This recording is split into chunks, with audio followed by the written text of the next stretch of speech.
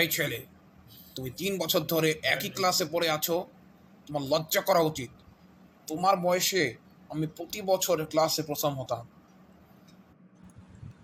আপনাকে নিশ্চয়ই ভালো মাস্টার পড়াতো।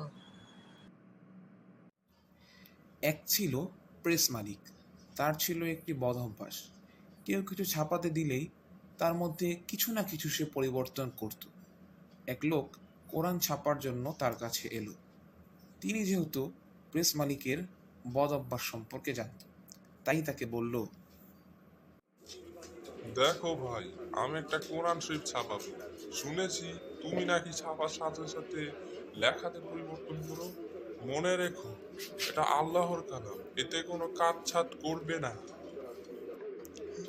হে, অভ্যাস আগে ছিল, এখন ছেড়ে দিয়েছি। আপনি সম্পূর্ণ নিশ্চিন্তে থাকুন।